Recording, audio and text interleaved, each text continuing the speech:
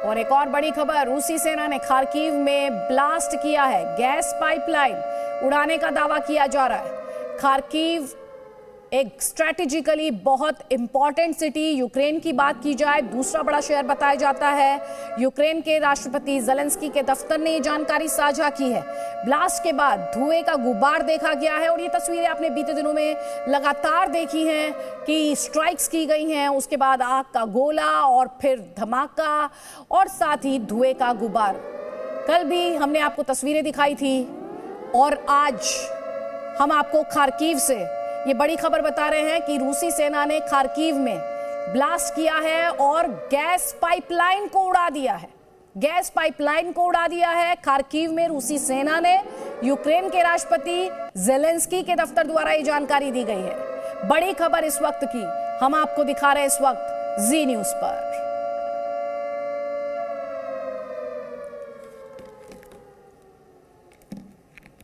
और हमारे साथ हमारे एक्सपर्ट्स लगातार, ताकि हर तस्वीर और जानकारी का सटीक विश्लेषण हम आप तक पहुंचाएं, सेंसेशनलाइजेशन से दूर रहें और तथ्य बेस्ड कवरेज आप तक पहुंचाएं। तो दो खास मेहमान हमारे साथ हैं। हमारे साथ मेजर जनरल संजय मेस्टन हैं और हमारे साथ लेफ्टिनेंट जनरल अरुण जी भी हैं। लेकिन पहले मेजर जनरल संजय मेस्टन से सर सवाल ये है, इस वक्त जिस तरह के स्टेटमेंट्स दिए जा रहे हैं खार्किव में, सबसे पहले खार्किव की बात कर लेते हैं जहां रशियन फोर्सेस ने गैस पाइपलाइन को उड़ाया है। वॉर का चौथा दिन है। पूरे दिन को आज आप किस तरह से प्ले आउट करते हुए देखते हैं, अनफोल्ड होते हुए देखते हैं? Aditi, good morning. Good morning sir. Good morning. जिस प्रकार आपने ये पूछा है तो मेरा सोच विचार ये है कि ये देखिए, वॉर में काफ़ी चीज़ें की जाती हैं, जैसे ये गैस पाइपलाइन वगैरह उड़ाई है और बेसिक इरादा किसी भी फोर्स का ये रहता है, अटैकिंग फोर्स का, कि डिफेंसिव फोर्स की इंफ्रास्ट्रक्चर और सारी फैसिलिटीज़ को डिस्ट्रॉय किया जाए, जिससे उसका मोराल और उसकी लॉजिस्टिक्स को रोका जाए। तो बेसिक मुद्दा ये है। अभी जैसे खार्किव में ये गैस पाइपलाइन में एक्सप्लोजन किया है, लेकिन अब ये देखना है कि आज का दिन जो आपने सवाल पूछा है, किस प्रकार लड़ाई उभरेगी। देखिए, मेरे को लगता है ये लड़ाई एक्चुअली देखा जाए तो 2014 से शुरू हुई थी, डॉनबैस के इलाके से, और जब से कुछ ना कुछ चल ही रहा है। तो जिस प्रकार अभी सिचुएशन है, मेरे को लगता है कि ये लड़ाई थोड़ी और लंबी चलेगी। इसका कारण ये है, देखिए, लड़ाई में दो चीज़ें बहुत ज़रूरी होती हैं, एक लड़ने वाले और उसका मोराल और उनका विल, लड़ने वालों का विल, और दूसरी चीज़ है जो सबसे ज़रूरी है, हथियार और गोला बारूद। अब ये कहाँ से आ रहा है? आपको पता है कि जितने भी बॉर्डर्स हैं जहाँ पर नेटो की सेना का सिंबॉलिक डिप्लॉयमेंट है, वो काफ़ी लंबे समय से वहाँ पर डिप्लॉयड हैं और वो हथियार और गोला बारूद भेज रहे हैं। जैसे अभी आपने देखा, जर्मन भी स्टिंजर मिसाइल्स और एंटी टैंक वेपन्स भेज रहे हैं। सवाल उठता है, ये कैसे भेजेंगे और कहाँ तक पहुँचेगा, और इसको क्या रूस रोक पाएगी?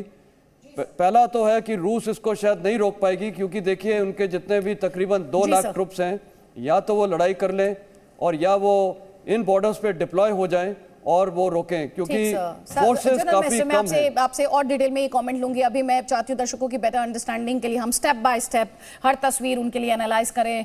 युद्ध का आज चौथा दिन है, हर किसी की निगाहें इसी बात पर है कि क्या होता है। हमारे साथ लेफ्टिनेंट जनरल अरुण साहनी है। General Sahni, very good morning, जय हिंद। पहला सवाल आपसे भी यही है कि आज युद्ध का चौथा दिन, ये खार्किव से जो बड़ी खबर आ रही है जिसमें गैस पाइपलाइन उड़ाने की खबर है, इस पूरी इंफॉर्मेशन को आप किस तरह से एनालाइज करेंगे? आपका आकलन क्या कहता है? गुड मॉर्निंग आदित्य, और जो सुन रहे हैं श्रोतागण, उन सबको मेरी तरफ से नमस्कार और जय हिंद। सबसे पहले ये थोड़ी आश्चर्यजनक बात हुई है कि रशिया के लिए, कि उन्होंने नहीं सोचा था कि इस प्रकार का उनको रेजिस्टेंस मिलेगा, और जिस प्रकार से प्रेसिडेंट ज़ेलेंस्की ने अपने आप को एक दृढ़ और एक स्ट्रांग लीडर की हैसियत से पेश किया है अपने देश को और दुनिया के सामने, उसके साथ लगता है कि यूक्रेन के जो लोग रशिया के साथ इस कार्रवाई के साथ नापसंद थे, वो सब उनके साथ जुड़ चुके हैं।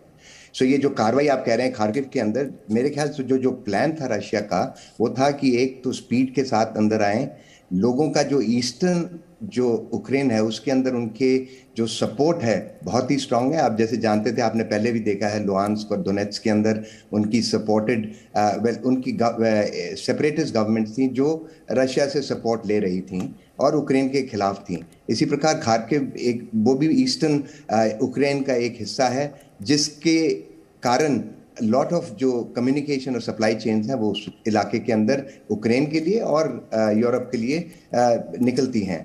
और इसको ध्यान रखते हुए कि एम था कि रशिया का एम मुझे लगा है कि लोगों को किसी प्रकार की हानि ना हो, इंफ्रास्ट्रक्चर और इकोनॉमिक जो रिसोर्सेज हैं उसके ऊपर इस प्रकार से उसको इस प्रकार से तोड़ा जाए ताकि जो प्रेसिडेंट ज़ेलेंस्की हैं उनके ऊपर और उनके जो साथी हैं उनके ऊपर एक तरह से प्रेशर बने, ताकि वो सडनली जो उनकी रशिया की जो मांग है कि गवर्नमेंट स्टेप डाउन करे और नई गवर्नमेंट आए, ताकि वो एम है। तो ये जो इकोनॉमिक इंफ्रास्ट्रक्चर को है, मेरे ख्याल लोगों को जानमारी से बचाने के लिए है, इकोनॉमिक प्रेशर क्रिएट करने के लिए है, ताकि देश और ये जो रेजिस्टेंस मूवमेंट है वो एक तरह से बैठ जाए। जो जनरल मैस्टर ने कहा है कि किस प्रकार से कार्रवाई हो रही है, किस प्रकार से युद्ध का जो असरा है वो उन सबको मिल रहा है, वो आने में तो मुझे मुश्किल नहीं लगती। रशिया और यूक्रेन दोनों के पास हथियारों की कमी नहीं होगी, बारूद की कमी नहीं होगी।